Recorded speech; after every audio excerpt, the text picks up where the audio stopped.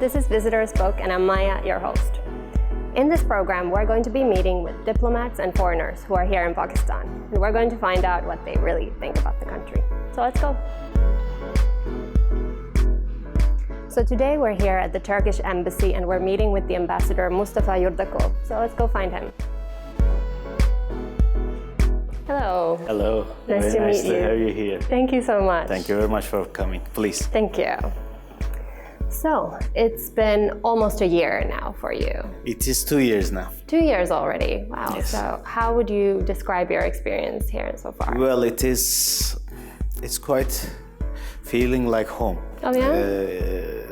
It is a great privilege to be a Turkish ambassador in Pakistan, given our excellent relationship, very strong historical and social and cultural bonds.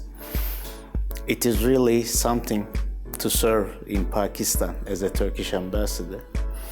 But I have two hats, if I may. It is not only, the Turkish ambassador in Pakistan, but I am instructed to be an ambassador for Pakistan as well. So this is the double hat I have, and I'm trying to fulfill all my duties and obligations within this understanding. Great. So, had you ever visited Pakistan before, or this was the first time? I never been to Pakistan before I was assigned to here, but I have dealt with a couple of issues related to, Pakistan and, some international dossier related with Pakistan. But what I can tell you is that it was a miss that I have not been in this country beforehand, because this is a very friendly country, so much loving and caring people, very hospitable, and one can enjoy, any tourists, any foreigners can really enjoy their time here, because there is a lot to see, a lot to visit, and a lot to observe. Yeah. And what kind of an idea did you have of Pakistan before you came here? What did you think it would be like here? Well, for any Turkish national, any Turk, Pakistan always is attached with positive sentiments, Really? positive feelings. Whenever you go and check in Turkey, you will feel firsthand and you will observe firsthand that when you say that you are from Pakistan, in my country, you will see the change of the attitude of the people that you are interacting. Wow. Yes, they will be of help for anything you might be asking. They will be trying to showing their utmost hospitality, because we use the word, we have a Turkish word, kardeş, the brother.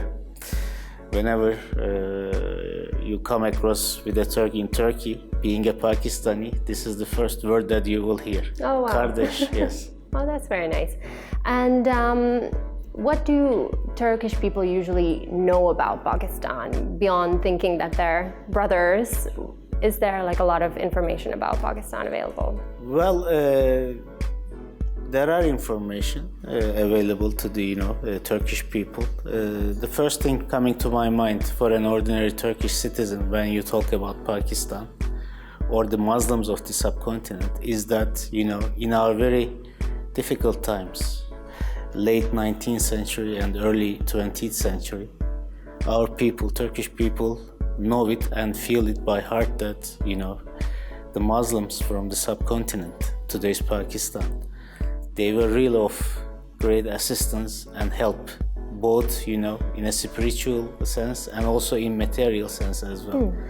I'm sure you know about the Khilafat movement. Yeah. The people from this part of the world, they did almost anything they can to help the struggling Ottoman Empire during those very difficult times. So whenever Pakistan comes to discussion, the Turkish people, they always remember Pakistan and its people with thanks and with gratitude.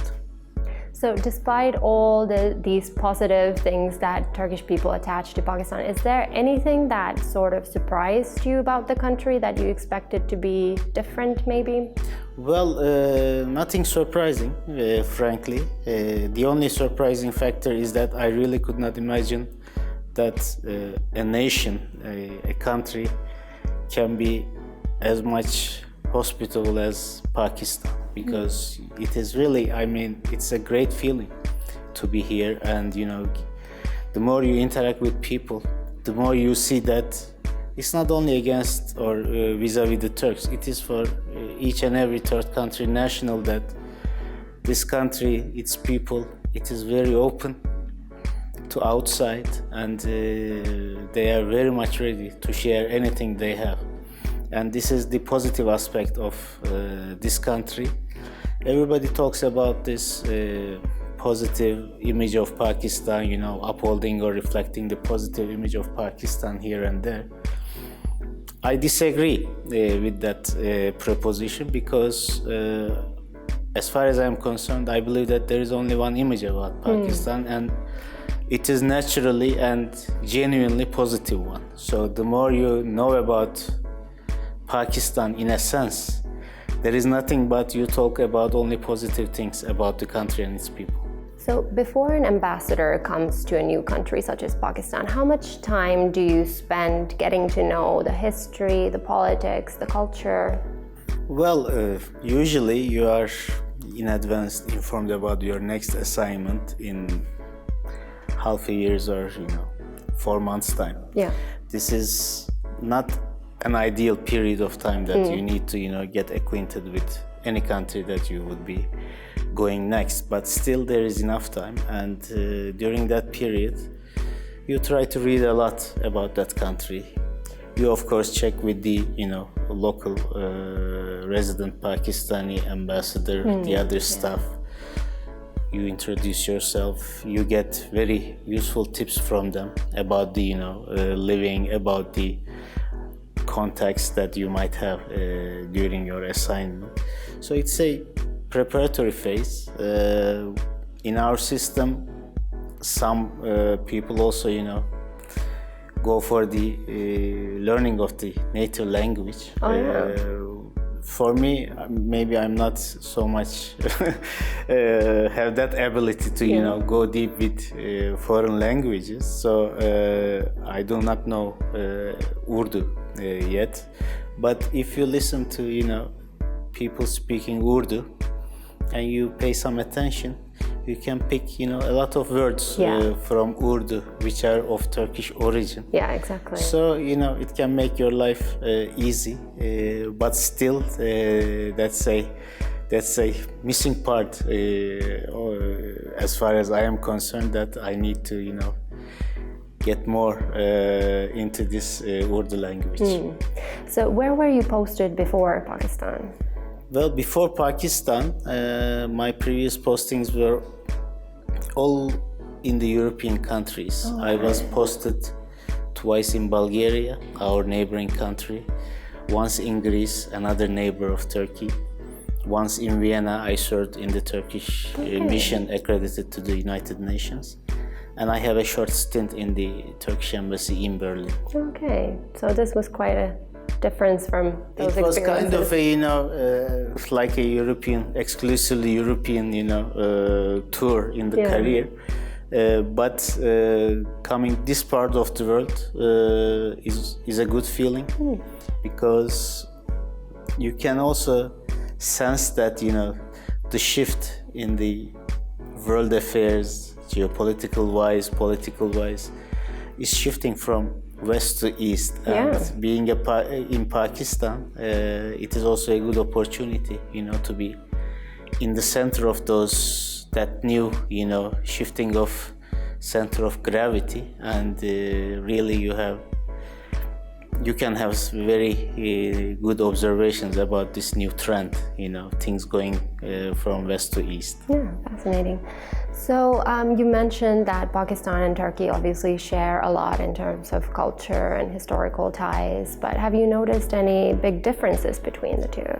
Well, actually there is not so big differences, apart from the language and apart from maybe Pakistani cuisine is a bit a tad more, how to say, spicy than the Turkish cuisine.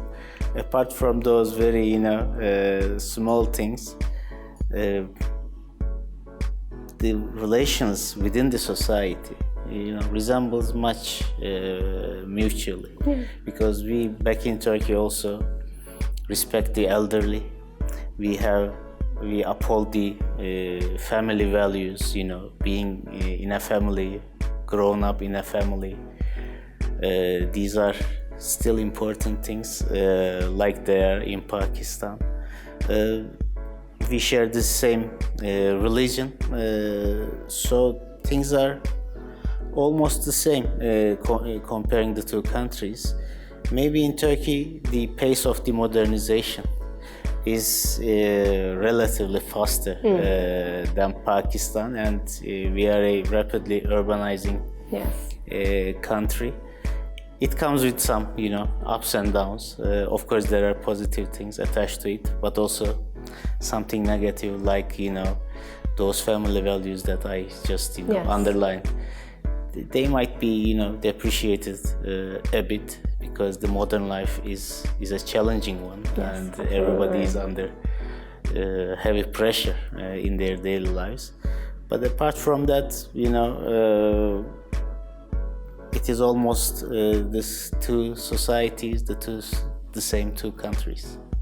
So if you compare your experience as a diplomat here in Pakistan to being a diplomat in Europe, is there a big difference in how diplomacy is conducted? Like if we think about culture or certain sensitivities? Personal-wise, there is a big difference, positively, for a diplomat serving in Pakistan. My personal experience is that you can really feel that you are an ambassador or you are a diplomat whenever you are conducting your business in Pakistan, because the authorities, the people, they show the utmost welcome and respect to your country, to yourself, and to the business that you conduct. In my previous experiences in the European countries, yes, you are still a diplomat, and you are from another country and serving in this host country, but you do not feel the way you feel in Pakistan. It is for the other countries that I have been to, it is almost business as usual. Whenever you go and conduct your business, your dossier, etc. But in Pakistan, maybe because I am from Turkey, that also may play a part in it.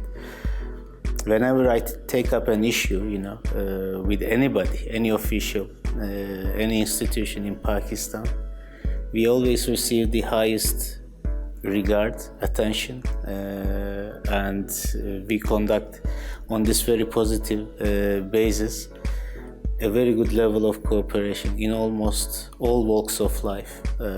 So again, I need to say that it is a privilege to serve any diplomat in Pakistan, I think. Yeah. And I think cultural diplomacy is very important when it comes to the relationship between Turkey and Pakistan. How would you define cultural diplomacy? Well, as you say, it's an important part of our agenda. Cultural diplomacy in today's modern times is not limited to your premises, your office. It is more about interacting with people, being more direct with them, trying to put your priorities, your thinkings directly to their attention. There are means that I try to use in that sense. For example, I try to be active in the social media, especially in Twitter. I have an active account there, and I share my observations, my views, our policies through that channel as well. And I'm very happy that I'm receiving very many positive interaction and replies to whatever I bring to the attention of the Pakistan public opinion. In the other, how to say, fields of cultural diplomacy, we also try to bring in cultural groups from Turkey to Pakistan. As you know, we have a really vast legacy of fine arts deriving from, the Ottomans, the Seljuk times, and all those, because the Anatolia is kind of hotbed of all ancient civilizations, and we are trying to reflect all those vibes to the public opinion of Pakistan. Lately, we have brought whirling dervishes from Konya, which is, as you know, the hotbed of Sufi culture, and the followers of Rumi.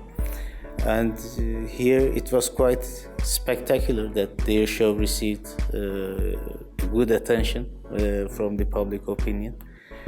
They performed 3 times in Islamabad, 1 time in Lahore, and we have already received requests to bring them again. Oh, that's amazing. And we have also other, traditional Turkish arts that we are trying to make them meet with the Pakistani people, like marbling, for example. It is an ancient Ottoman, fine art where you do, some kind of ornamental sculpture on a pool-like thing, with some chemicals in it. You put the paper on that, and that is transpired to the paper, and it turns into an artifact. And there are also there's also quite an interest for that specific art as well. As you know, this is a Muslim majority country, and Pakistani people, they are also very much interested in scriptures or the handwritings of Quran Kareem and all those other texts. We have an important legacy on that as well, and Pakistan is also have some very successful artists in that regard. So sometimes we bring in the artists from Turkey to make some shows or experimental works. Sometimes we are helping Pakistani artists to go to Turkey and attend some shows or having some courses, lectures about this script writing thing. So it is a very, very rich exchange in the field of culture, I should say. Time to take a short break. I'll see you when we come back.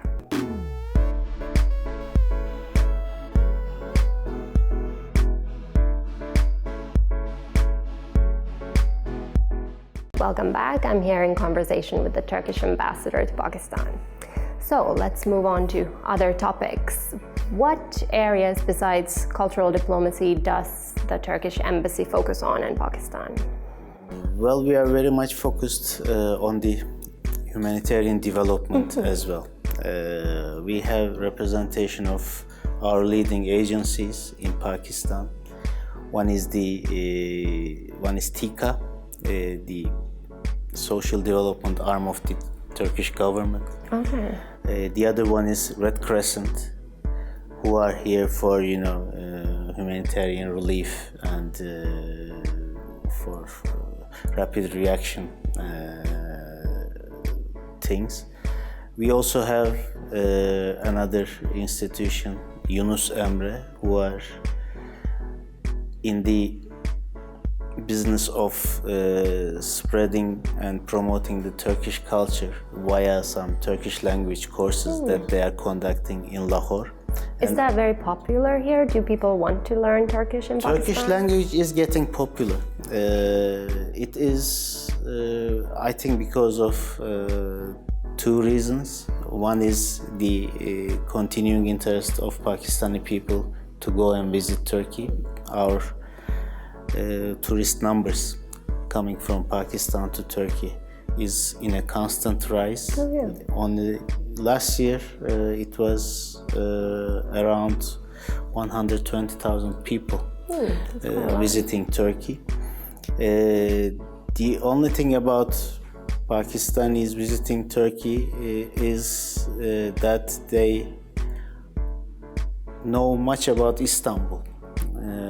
But when I interact with them, I always tell them that Turkey is much more than Istanbul. That's true. It's a very big country. It is, Konya, Ankara, Bursa, Kayseri, our seaside, Mediterranean coast, as I said, we are kind of hotbed of all those ancient civilizations.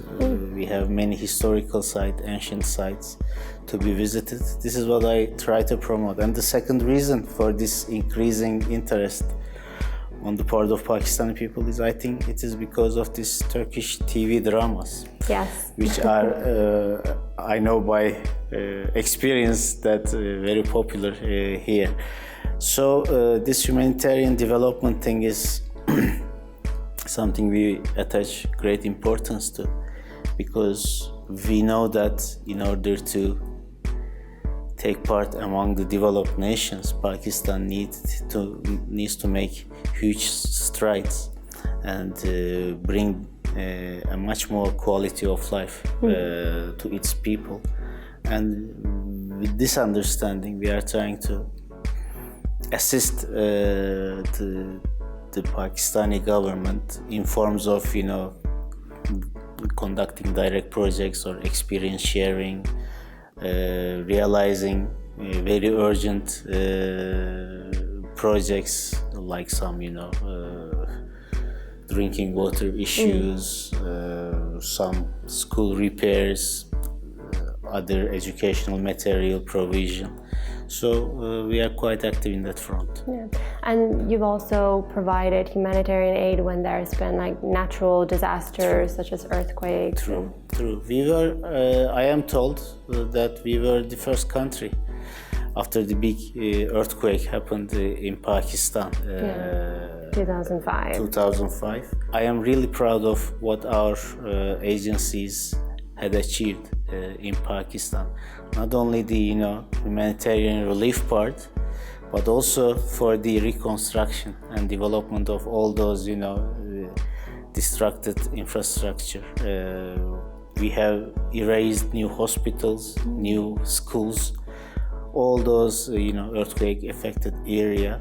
And when I go and interact with those people in the said areas, people are full of praises and thanks for the efforts of the Turkish government. Yeah, I'm sure that also contributes to the positive image Turkey has in Pakistan. Very much so, because it comes down to the following reason, ma'am. It is that we do not have any second guesses, any second or hidden agenda when it is about Pakistan. Yeah.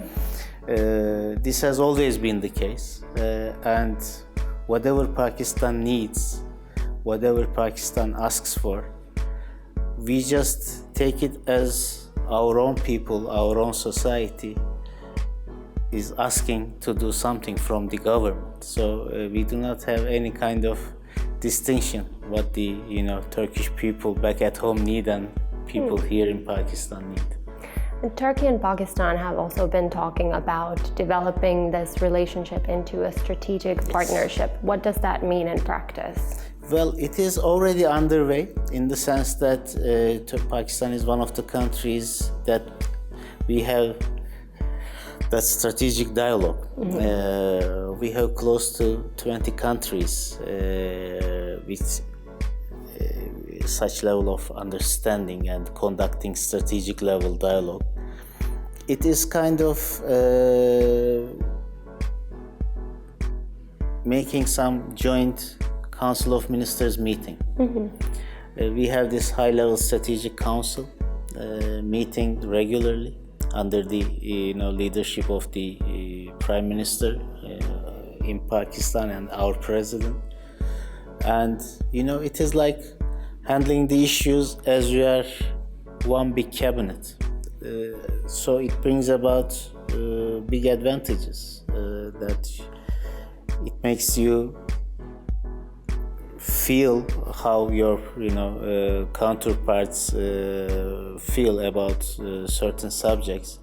You can feel directly how important it is for reciprocal or respective countries to solve one issue. So it is at the level of practicality. It's a big tool that we are realizing, and inshallah soon we will add on it a strategic economic framework, which will take care of almost each and every sector between Turkey and Pakistan with an economic outlook.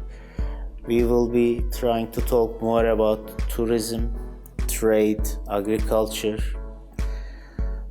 transport, infrastructure, housing, and we will have some piece of paper, some understandings, almost all those issues. So it will take us further with regard to furthering our historical bond to a new level. Let's talk a little bit about trade between Turkey and Pakistan. What are the main exports and imports right now? Well, first of all, when it comes to trade, I should say that honestly, I am not very happy with our trade volume because the latest numbers indicate a bilateral trade volume of around $700 million. And given the size of two markets, Pakistan and Turkey, this is not a very satisfactory figure. Okay. Our trade should be at least some couple of billions of dollars, because the economies of the two countries can really, and I believe so when I say this, can complement each other quite effectively, because we are the producers of some important goods that Pakistan is ready to consume. Likewise, Pakistan is a big source of some materials to be exported to Turkey so that they can be turned into finished products. So I see a huge potential in taking this bilateral trade to further heights. But there are some issues that we need to tackle. One is we need to come up with a comprehensive trade agreement. Mm-hmm. We are still lacking that. The other issue is yes, we have some very good air connection, but the other forms of transport like rail connection or sea lines, they also need to be improved so that we can talk about a more robust outlook for the two countries to trade further. And for Pakistan, it is, I think, very important to move up to finding new markets. And one example coming to my mind is Central Asia, which is close by to Pakistan. So this interconnectivity is a very important thing to be achieved by Pakistan. The more you are connected with the rest of the world, the more you are able to present anything you have from a commercial point of view or a cultural or social point of view. And that kind of connectivity is unfortunately missing. But since, earlier we talked about the shifting paradigm from west to east, and I think Pakistan should do more to seize this opportunity and be a very important actor within this shift and be one of the prominent beneficiaries of this economically rising east, and I'm sure Pakistan has the potential to do that. Inshallah. Inshallah. Pakistan, Turkey, and Malaysia have brought up this idea of starting a joint TV channel, an international channel. What is happening with this right now? Well, the idea first came up when the three leaders met in September in New York during the United Nations General Assembly week. All three leaders are very enthusiastic to follow this through. We have had some working level meetings trilaterally, and we have covered a lot of ground. The need is there for this common narrative, if I may, because all these three countries, they have a huge legacy of historical background.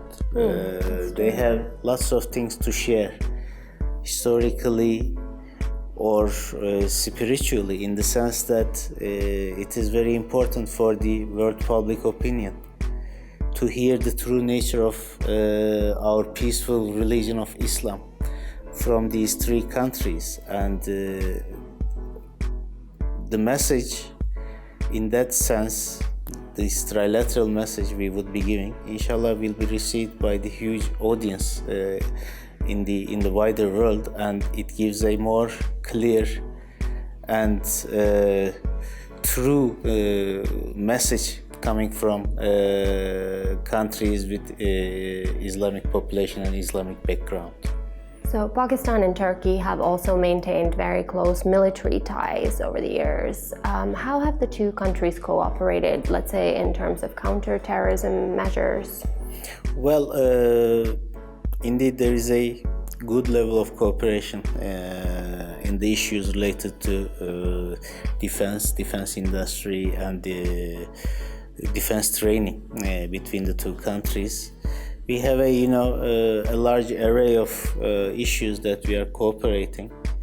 One is the big defense industry projects, like the helicopters, like some frigates, vessels. There are also numerous other sorts of defense industry projects underway. Military training, mutual military training is going very well.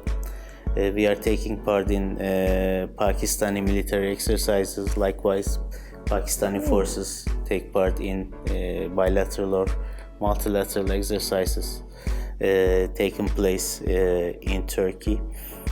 So,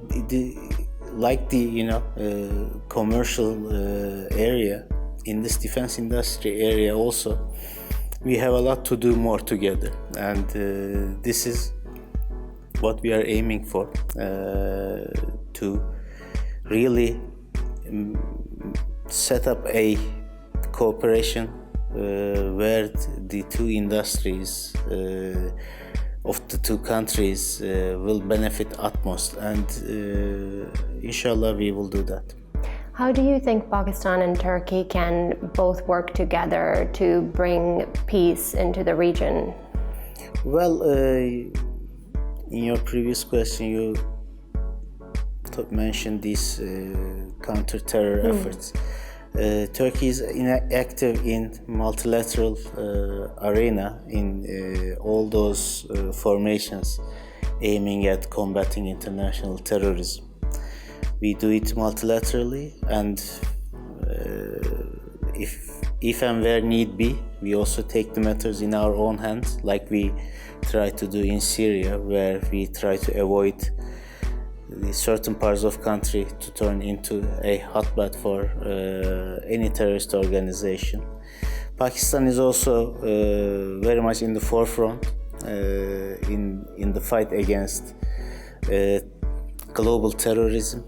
Pakistan is one of the countries which suffered most in the hands of these terrorist organizations, and it is only commendable that in the past decade huge efforts have been made by the security forces and political forces in Pakistan, and country has turned into a much safer place than it used to be.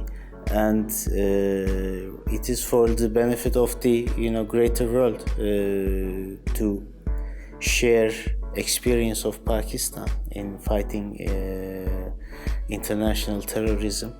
And of course, Pakistan also has something to gain from more cooperation with the third countries. I mean, that's also another connection between Turkey and Pakistan. Likewise, Pakistan, we are also one of those countries who suffered most from the terrorist activities, terrorist organizations. So we also have a huge experience to share with Pakistan and with the rest of the world. So we are also committed to do that. Can I offer you something to drink and some dessert? Oh, absolutely! I would love that. Well, I will just bring that in. Perfect. We're going to take a short break. See you when we come back.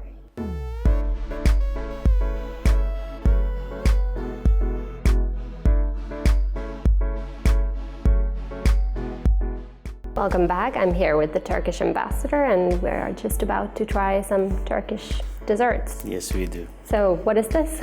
This is baklava, homemade baklava. Amazing. And under that we have some Turkish delights. Great. And some halwa as well. Wow. I think it may also be from Turkey or Pakistan. I'm not sure about the halwa, but the rest is from Turkey. Perfect. Is it easy to find Turkish food in Pakistan? It is. It depends. Some sort of desserts, pastries they can find their way to Pakistan. Yeah. But usually, when we crawl for this very sweet things, we order from Turkey and. Some colleagues, some visitors, whenever they come to Turkey, Pakistan, they are kind enough to bring some, and we have all the pleasure to present it to our guests. Is there anything that you miss in particular from Turkey when you're here? Well, I miss the vegetable dishes because Pakistani cuisine largely consists of meat products. That's true, yeah. Yes, we are also, very much fond of meat dishes like kebabs and all those stuff. But we also have a very rich tradition of olive oil dishes, vegetables. Yeah. And this is the part that, I am missing time to time. Okay. Do you have a Turkish cook here at the embassy or a Pakistani one? We have the Pakistani one, but he has some Turkish recipes, okay, so no complaints about that. All right. Yeah, shall we try some? Please.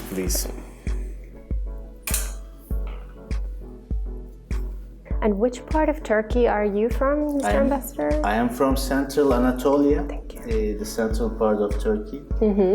Kayseri is my hometown. Okay. Kayseri is famous with its commercial attitude. We are one of the centers of small and medium-sized enterprises in Turkey. We also have a rich cultural and historical tradition. So we are a proud Kayseri people. Yeah, amazing. How much have you gotten to travel around in Pakistan? Oh, I did finish the big cities. I've been to Karachi, Lahore numerous times. I have been to Gilgit-Baltistan area as well. I have been to, again, Peshawar a couple of times. The next thing I will do before, summer comes, I will do Multan and Bahawalpur.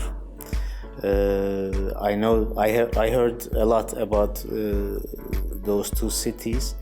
There is so much to explore in Pakistan. Since I have some more time here in Pakistan, inshallah I will visit each and every corner.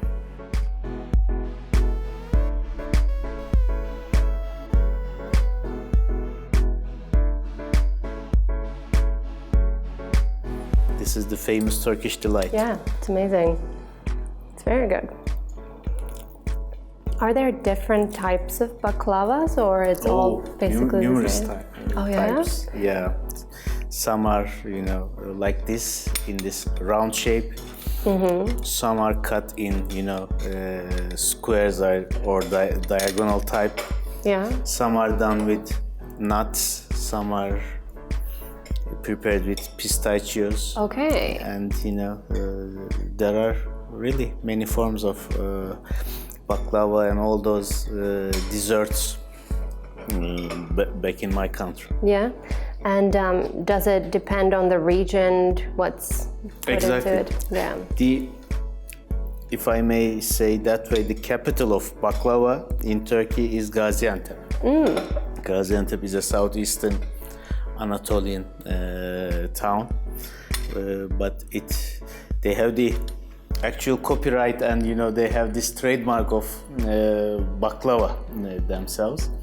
They are also very proud of this product, and they also grow this pistachio locally. Oh, is it? So it's a very good combination,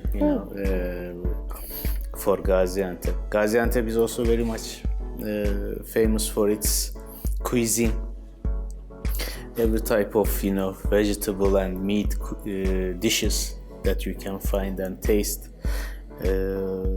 Istanbul is one of the world capitals of cuisine, I should say. You can find anything and everything, not only about Turkish cuisine, but all those very famous cuisines around the world. Absolutely. They are also taking part in this rich Istanbul cuisine culture. So it is very pleasant to go to visit and to visit Istanbul and at the same time eat something there. Yeah. And so you mentioned that Turkey has become more and more popular among Pakistanis as a tourist destination. Do Pakistanis like to go there for studies and work as well? They do.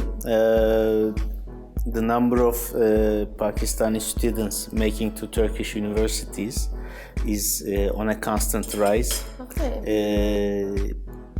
The reason I believe they prefer Turkish universities with regard to other countries is that first, the quality of education in Turkey is almost at par with the rest of the developed world. And the second, maybe more important reason is that, like I do here, they also feel at home when they are in Turkey. There is no, how to say, a cultural adaptation period. Exactly. They can feel quite happy, and they can just, get into the study without worrying much about, say, cultural difference or xenophobia or that sort of thing. So that's a benefit for the Pakistani students as well. Yeah. And for the work, for professional, stuff, I also witnessed that more and more Pakistanis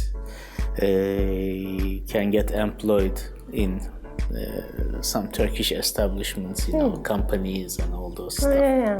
Are there any scholarships or grants? We provide around 150 government scholarships every year to Pakistani students. Okay. They enjoy that facility. Also, we are conducting road shows for Turkish universities in various cities in Pakistan, and we are quite happy with the feedback that we get. It's a general trend for the Turkish universities that they are receiving increasing numbers of foreign students, and Pakistan is part of it. Yeah, and there's also a research grant, like some kind of a mobility program. Yes, we have. We have some programs between the universities. We have Mevlana exchange program, where the reciprocal universities from the two countries They can have exchanges, they can conduct joint researches, joint seminars, joint work. So it is also a functioning arm of our educational and cultural relationship.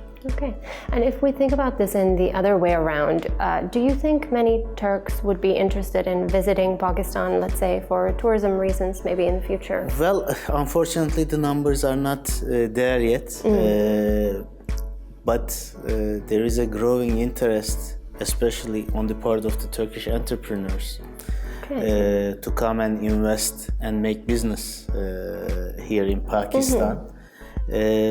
I believe once they are settled here, and by each passing day we can see some new Turkish investments here and there in Pakistan. If this trend continues, I believe that it will also be a pull factor for the Turkish people to come and visit Pakistan, because, like I said, there are many things to see and to observe here in this country, and the tourists will only be happy when they come to Pakistan. And what do you think would interest Turkish people most about Pakistan? Would it be the mountains, or maybe shrines, or? It would be the historical sites, the remnants of this Turkic empires once ruling this part of the world, the Baburs and the others. There are great monuments of them here to see. I think that would be of interest for Turkish tourists. There are some, though limited interest for this adventure tourism, yes, if I may put it that way. Our people are not as much fond of adventure tourism as some European countries. That's true. But it is coming up. There are also interested people in Turkey in making to high peaks, and there are some number of Turkish mountaineers who had already done the famous peaks in Pakistan. Oh wow. Okay, so then it's time for a rapid fire round. Are you ready? I am. Shalwar kameez or suit? Suits me very much. Okay. Lahore or Karachi? Lahore. First thought that comes to your mind when I say traffic in Islamabad? Peaceful. Okay. I'm from Istanbul. That's true. Gajar halwa or suji halwa? Suji halwa. First thought that comes to your mind when I say Qawwali music? I adore it. Baklava or rasmalai? Baklava. Iskandar kebab or charsi tikka? Iskandar kebab. Fair enough. Jalaluddin Rumi or Shams of Tabriz? Same, both. Both, yeah. What comes to your mind when I say Pakistani weddings? Oh, it is pure fun. Always happy to be part of any of it. Have you been to one? I did, and I attend with traditional clothes whenever I make it. Amazing. Wow. What comes to your mind when I say northern Pakistan? Absolute sheer beauty. I mean, beautiful nature, untouched. Pakistani or Turkish dramas? Pakistani music, Turkish dramas. Okay. The best thing about Pakistan? That everybody is full of love and they are always welcoming. And then it's time for you to sign our visitor's book. With pleasure.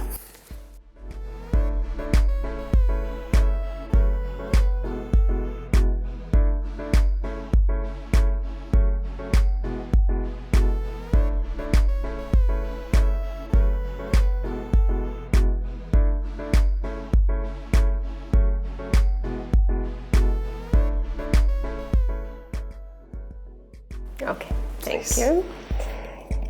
Okay, let's see what you wrote.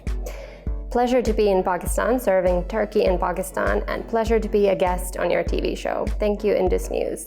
Thank you indeed. It was wonderful to be your guest today at your embassy. My pleasure. And anytime. I hope you continue to enjoy your time in Pakistan. I will, definitely. Thank you very much, ma'am.